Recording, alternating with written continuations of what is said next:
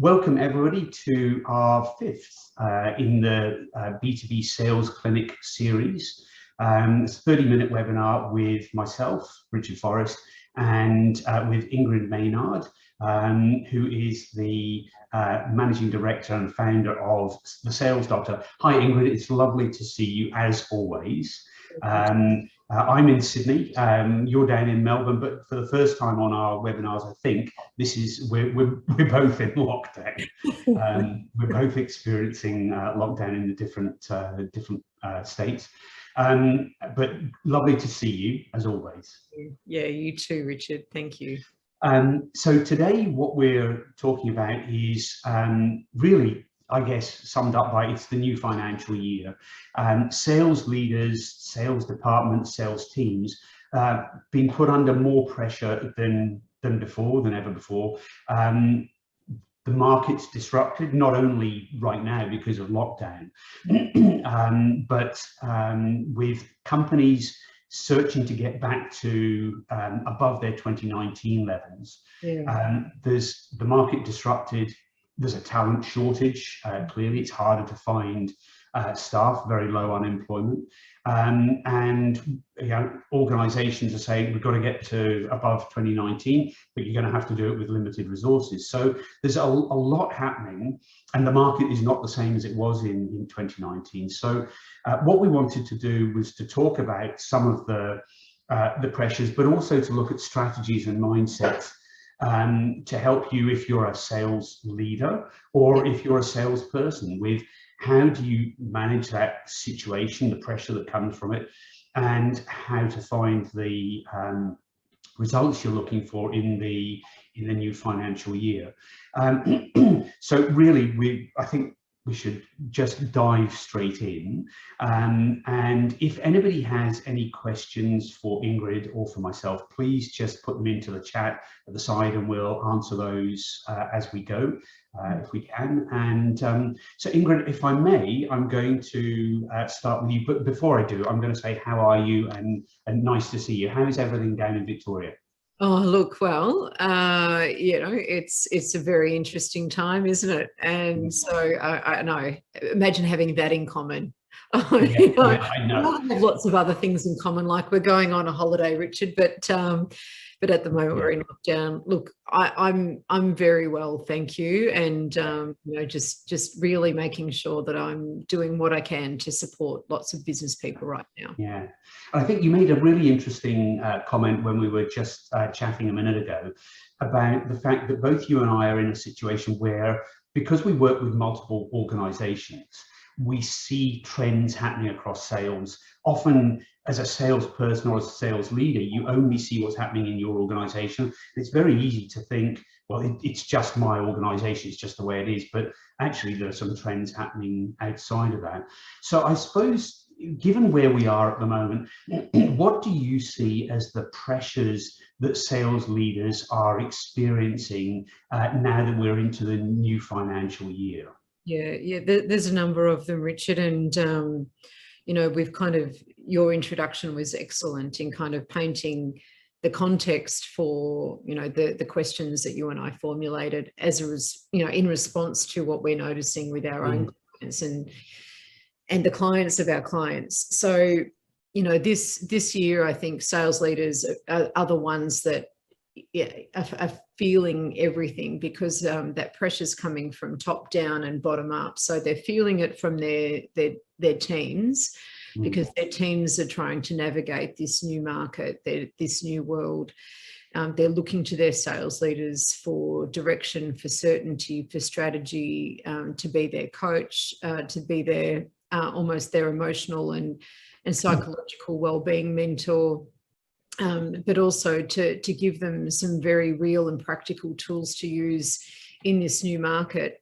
So there's that pressure. Then they've got the top-down pressure, which is, you know, you're leading the recovery, the buck stops with you. And because we had a soft year budget-wise last year, because most businesses really gave their sales teams a year off, essentially off targets, because I think the assumption was and no one has a crystal ball, but the assumption was that last year was an anomaly, and this year will all be back to normal, more or less. And so, the fact that we're nowhere near that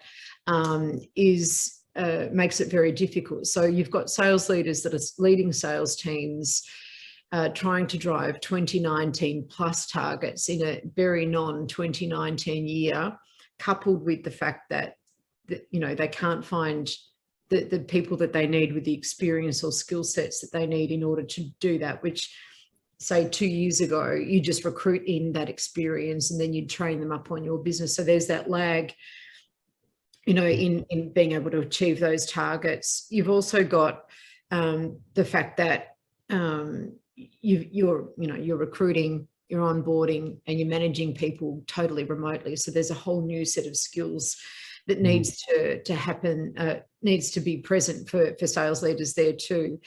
Then let's just say all of that, you've got it sorted. Then you've got the customers of customers and all of the behavior that's going on there. So, for some of them, they're trying to find their feet, they're falling over. And so you've got to kind of be aware of where that new opportunity is going to come. Yeah, it's really, really, really true, I think, across businesses at the moment. And I'm going to ask you probably the toughest question, I think, that I can, which is, and I know that you don't have a crystal ball in any way, but how can businesses and sales leaders achieve their 2019 targets or above that when there's a talent or a skill shortage across Australia? I would actually say, so there is a talent shortage, and I was picking, how you were saying before, we would sort of like the canaries, in the mine shaft. We're seeing things a lot earlier because of the sharp nature of sales and sales leadership, and then we're seeing it across industries. And when you see that, you kind of know it's a thing. And so I was picking that up because every single client of mine was recruiting and but couldn't find people. And, it was going on for months. They'd do, their second or their third or their fourth iteration of an ad. And then I found from the ABS that, actually those stats across the board are that, I think there's about a 25% of companies can't find people with the right experience and skills. And then you take that right up for mid to large organizations, 43 and 46% respectively there. I would say it's even worse than that in sales. So I think you've got so much going on. So I would say that there's a negative recruitment market, which means that you lose someone or you get rid of somebody who's not up to speed or who's not willing to do what they need to do now in order to achieve the targets that they need to achieve. And you're going to have to wait even longer. And so, like I was saying before, you've got all of that lag of lost revenue opportunity as you try to get that person up to speed. Now, that's just one person, and that's usually going to be up to the sales leader to do, in amongst the fact that they've also got to look after the rest of their team members. And they've got to lead the charge, and that they're directly responsible upstream. So you've now got sales leaders who need to be really good at recruitment, need to be thinking outside of the box about where I'm going to find talent, because just putting an ad on LinkedIn or Seek isn't going to cut it anymore. So networks become even more critical. And if you haven't got an established network, it makes it really tricky to kind of go out and have those conversations to find that.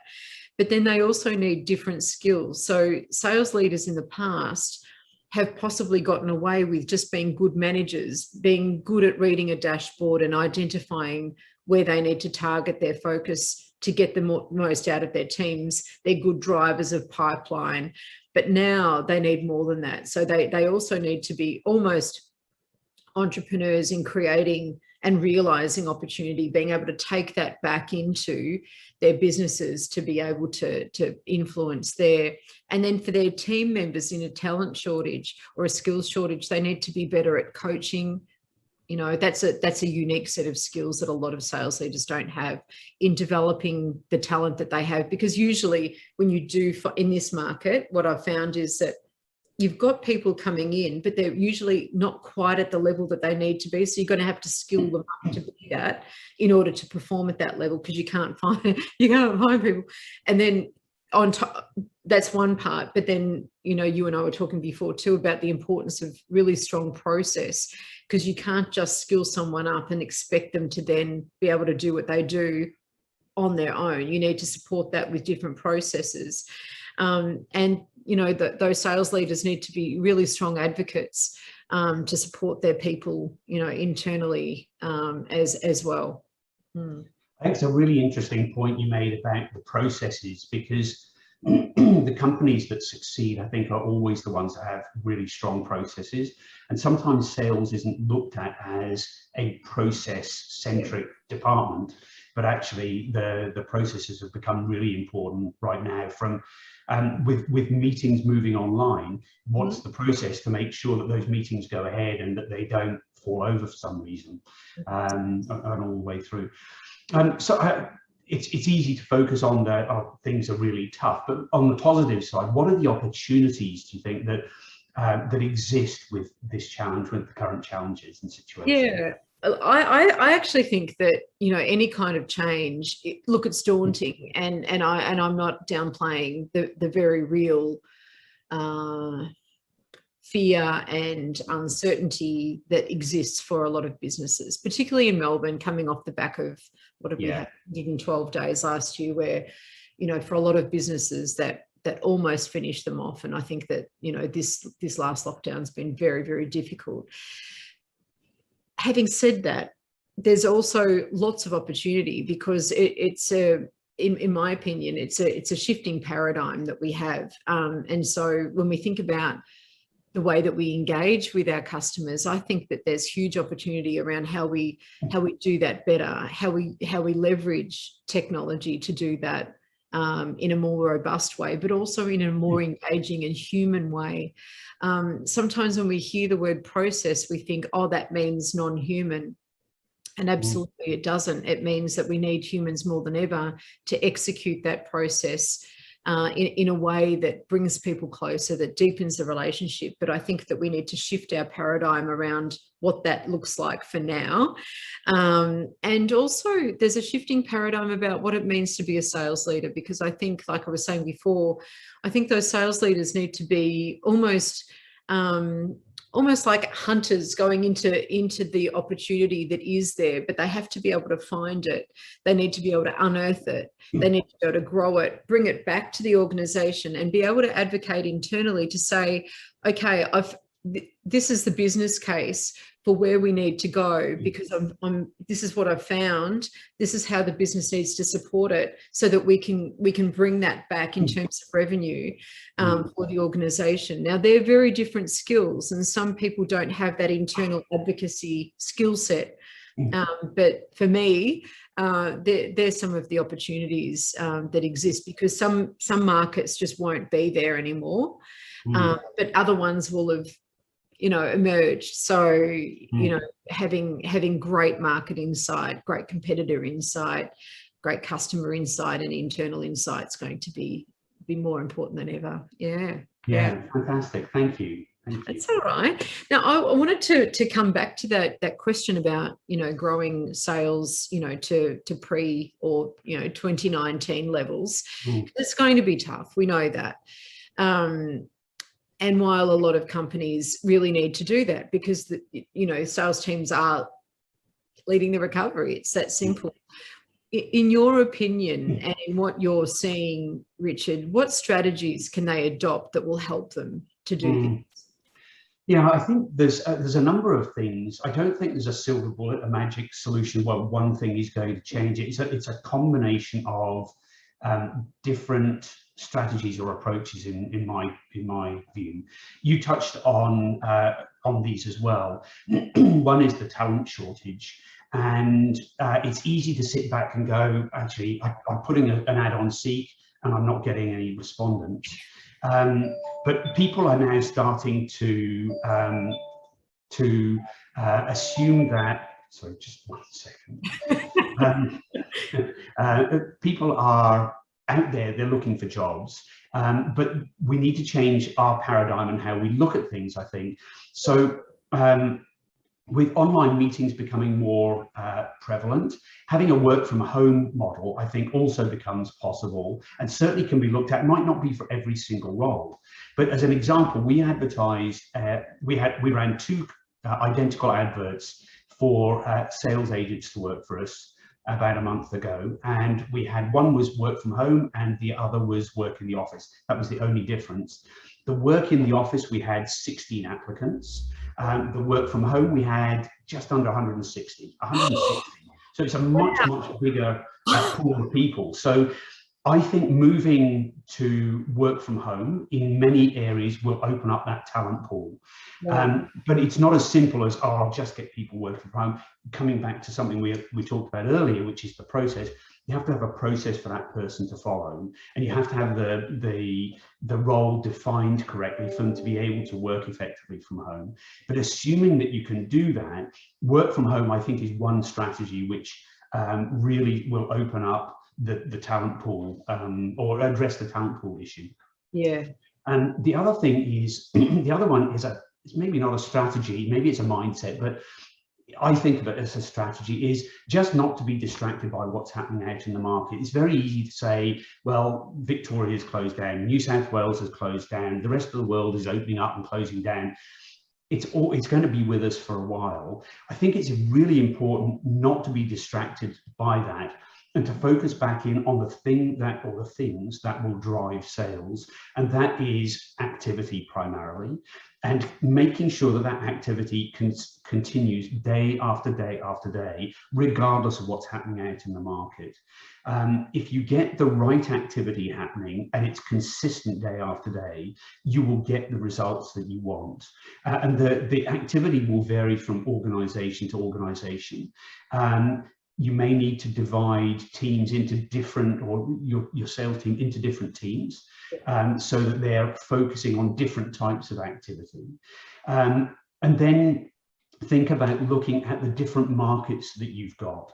So you've got, by that what I mean is you've got new sales, so you're going after new sales, but you've also got, and I always talk about this, you've got other markets as well. You've got existing customers. They can be the large accounts who are getting serviced a lot, but also they can be the smaller accounts which aren't getting serviced much, who actually, they're quite nimble. So if you talk to that market, they might be interested in an upsell or cross-sell opportunity and make a decision quickly. You've also got dormant accounts. So it's not just about winning new business, it's about retaining existing business, growing those accounts, and going back to clients who were clients and who aren't using you now, to bring more business in, and having consistent activity in all of those different markets.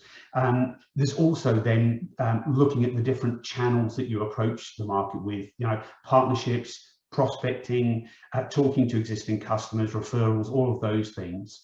And making sure that sales and marketing are really working well together. I think you touched on this earlier. It will take time for opportunities to come through the sales funnel, but if you're taking the activity consistently, you're starting today, it will really yield results down the track, and give you opportunities that are sitting there waiting to come to you. You've just got to have the activity to drive it. Oh, Richard, you just so much in there. I mean, I hope the people that are watching this were taking notes, because there it was just gem after gem after gem of really practical things that people, salespeople can do. But the thing that it comes back to is really, like you said before, that that just taking right action consistently every day, and just not getting distracted by the noise that's out there. I also really appreciate the fact that you said about, sales and marketing working closely together, or more closely together, because I think that sales enablement that marketing brings is really important. And you mentioned the power of prospecting. I know you're underplaying that because you don't want to kind of talk about your own wheelhouse too much, but that couldn't be more important than it is right now. Yes, I think, yes, you're absolutely right. Getting out and talking to people in that way. Yeah, yeah, absolutely. So as well as strategies, you mentioned before about the mental shifts. What mental shifts do sales managers need to make? And, what do they need to rethink? Well, I don't mean to be the seer of all things, but I think it's very easy for us to get bogged down with what's happening in our world around us, because we're focusing on what's happening.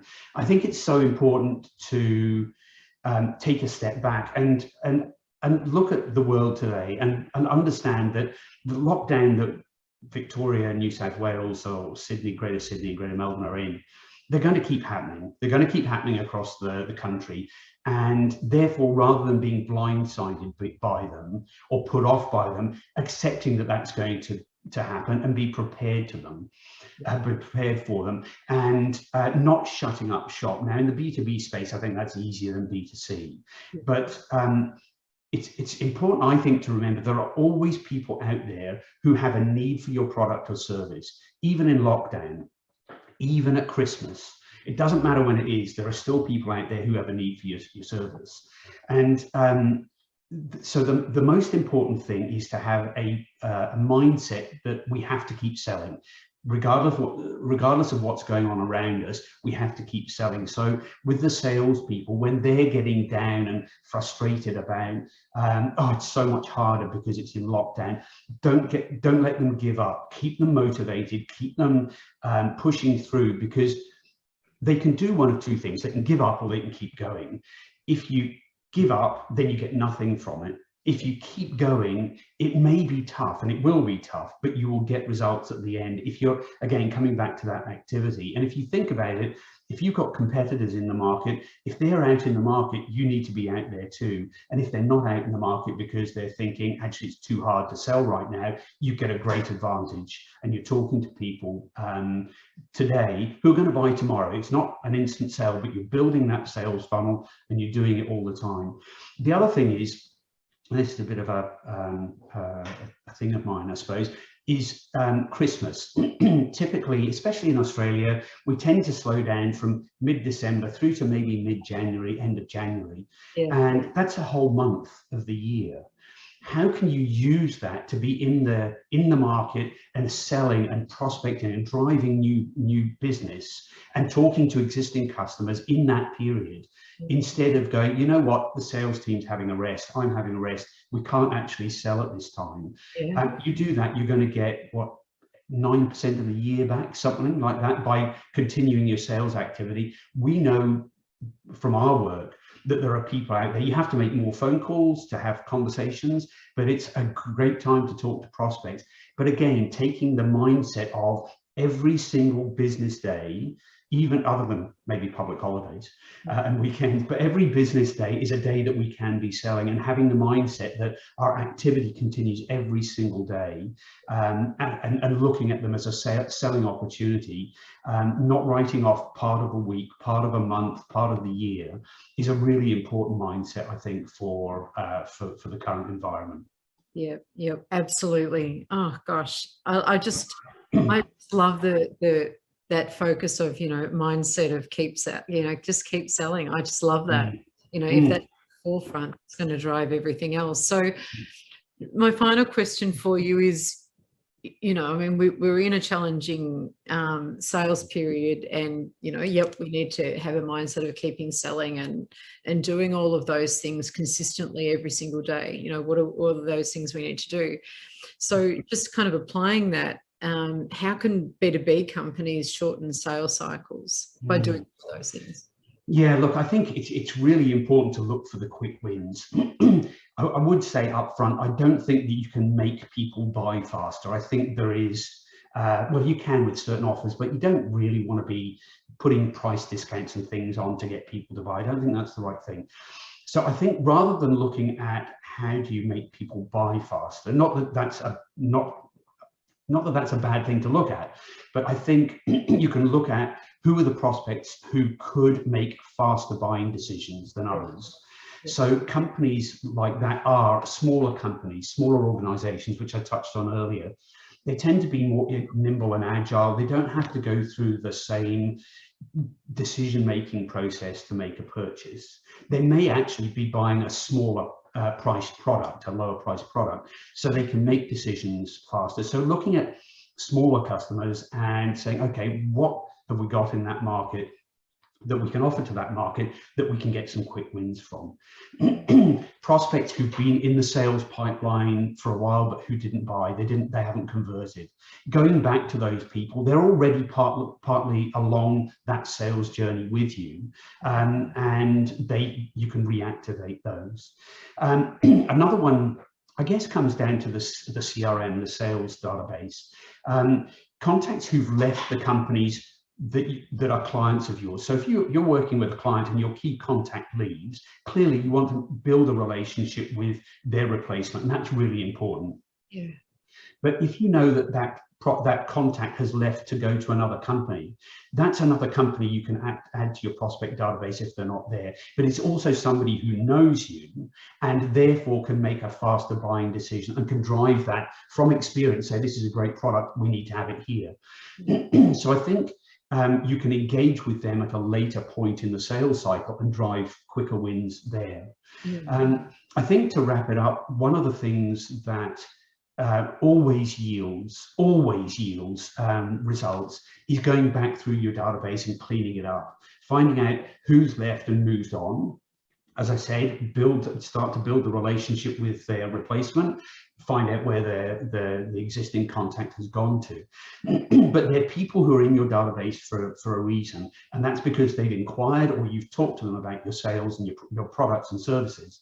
So they have a need for what you're doing. They may not have bought from you in the past, but going back through there and talking to people will always yield results and get people active again. People who you talked to a year, 2 years ago, they went quiet. No, we're not going to do anything. All of a sudden you talk to them now and they go, you know what, actually, we need to revisit this again.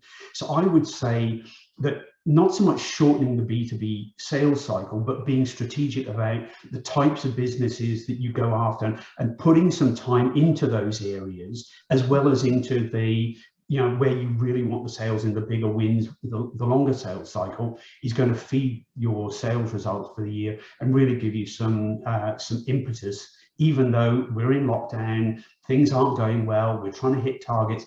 These are all strategies I think will help yield really good results for companies across the different industries. Yeah, amazing. Absolutely amazing. Just so many gems. Like as you were writing, I was thinking, oh gosh, I'm badly writing as you're speaking, Richard. So much there. So thank you very much for that. Okay. Thanks, Ingrid.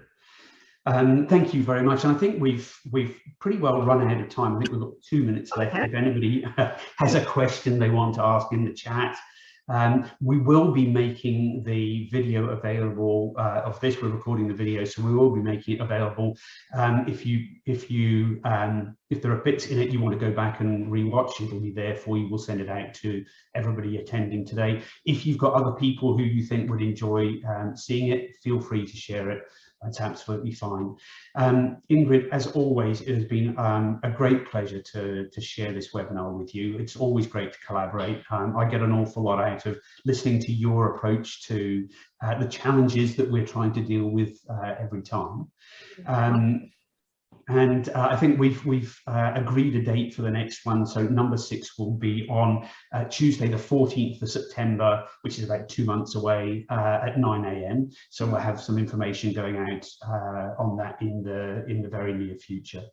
But I don't see any questions coming up, so I'll have to assume that everybody is either completely flummoxed by what we've said or very happy with the content.